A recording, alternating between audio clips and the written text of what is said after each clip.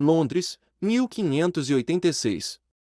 Numa sala iluminada por velas, um homem de barba grisalha lê uma carta cifrada. Ele desenha uma pequena forca no rodapé do papel. Aquele gesto, silencioso, frio, burocrático, sentenciaria uma rainha à morte e mudaria o destino da Europa. O homem que recebeu aquela carta não era um soldado. Não era um nobre de sangue antigo. Era um administrador.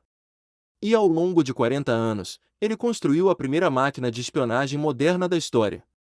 Seu nome era William Cecil. E está é a história de como ele inventou o serviço secreto. William Cecil nasceu em Bourne, Lincolnshire, em 13 de setembro de 1520. Sua família vinha das marcas galesas. O sobrenome Cecil era a anglicização de Cecilto. Não eram aristocratas. Eram funcionários reais ambiciosos que haviam apostado na nova dinastia Tudor.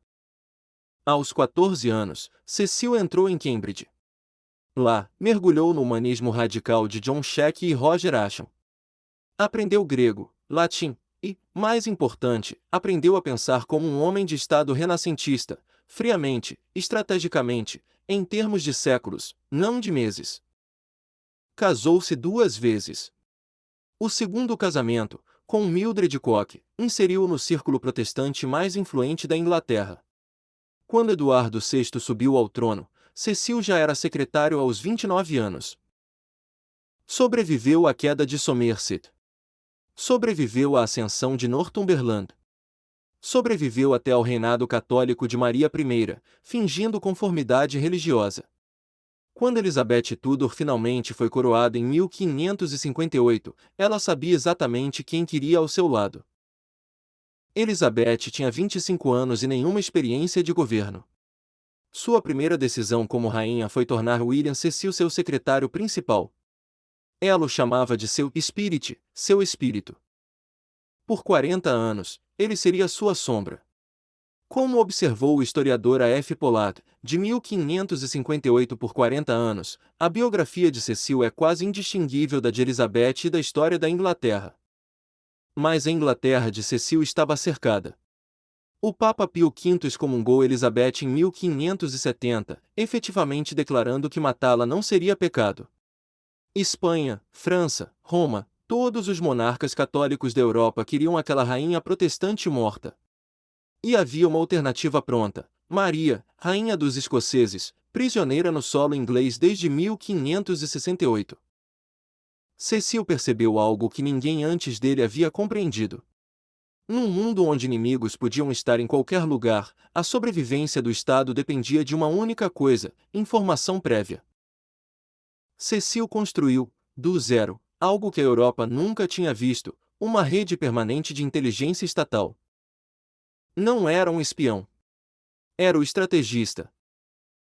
Seu braço operacional foi Francis Walsingham, que escreveu numa carta a Cecil a frase que se tornaria a doutrina fundadora dos serviços secretos: há menos perigo em temer de mais do que de menos.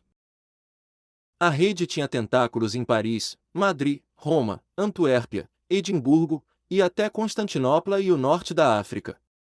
Comerciantes ingleses serviam de cobertura. Padres jesuítas eram virados sob tortura ou suborno. Refugiados religiosos eram recrutados em Londres. Os métodos eram surpreendentemente modernos. Em portos como Dover, toda a correspondência era interceptada, copiada e relacrada, uma vigilância postal sistemática. Cifras de substituição protegiam comunicações próprias.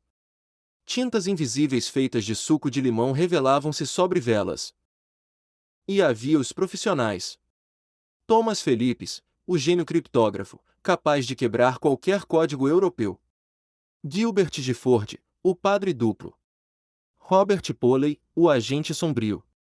John Day, o matemático que assinava seus relatórios com o número 007, sim, esse 007, porque os 2 zeros representavam os olhos da rainha vigiando o mundo. A primeira grande operação aconteceu em 1570.